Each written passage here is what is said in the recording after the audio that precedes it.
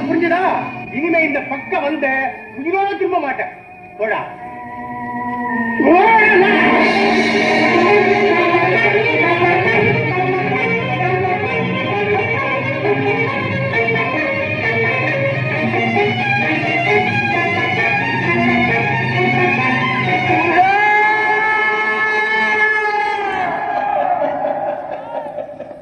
புத்து தெரிஞ்ச காலத்துல இருக்கு கோவில சுத்தி சுத்தி வரலாம். பொழுது விழிச்சதும் புகழை பாடினதுக்கு அப்புறம் தான் பொழப்புக்கே போறவேன்னா. இந்த உலகத்துல ஒன்ன தவிர வேற கதியே இல்லைன்னு உறுதியா நம்புறவன்னா ஒவ்வொரு